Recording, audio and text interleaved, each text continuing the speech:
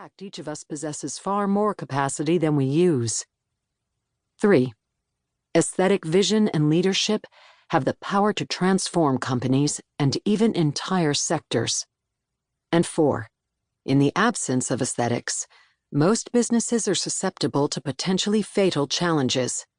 In other words, when a company's aesthetics fail, so does the company.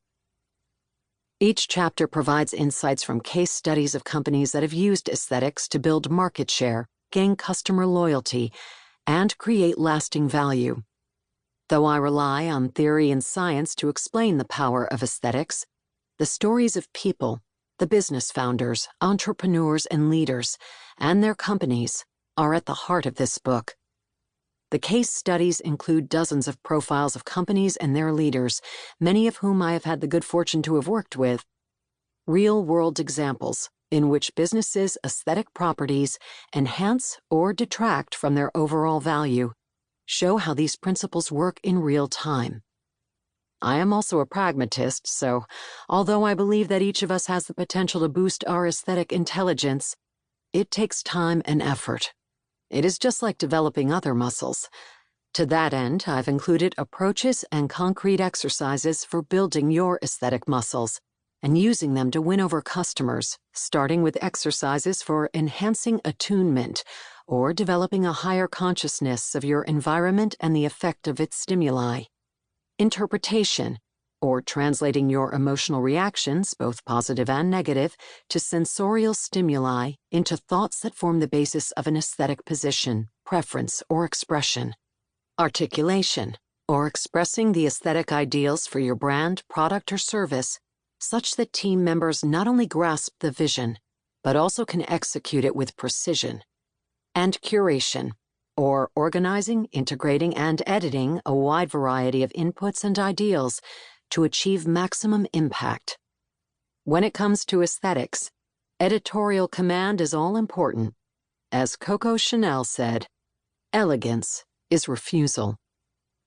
Though I am your guide or sensei in this book, I was not born with a particular knack for aesthetics.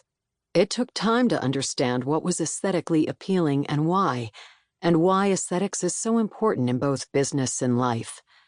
The process of aesthetic discovery is not trivial. Creativity and taste are not things you can relegate to metrics and analytics. The process of developing the other AI is highly personal and qualitative. That makes it no less valuable. On the contrary, in an age in which most businesses have lost their raison d'etre, I believe it is an imperative. After all, people do not need more stuff, but they do need opportunities to learn and discover. They need ways to express who they are and how they feel.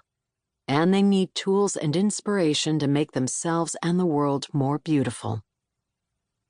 A pivotal moment in my own aesthetic evolution happened in 1976, when I was 10 years old. I yearned for only 3 things in life: pierced ears, a puppy, and a Panasonic take-in tape. I begged my parents for all of them, though getting any one of them would have made me deliriously happy.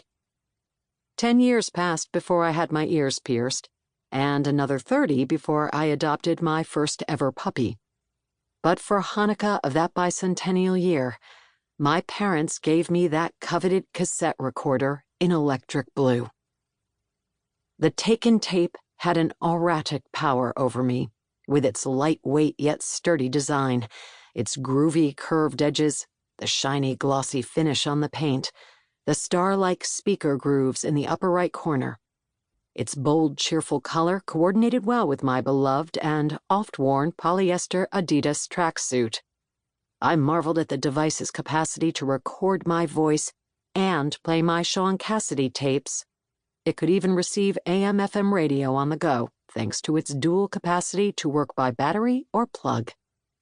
Above all, I loved pressing the stubby black buttons: play, fast forward, rewind, and especially record.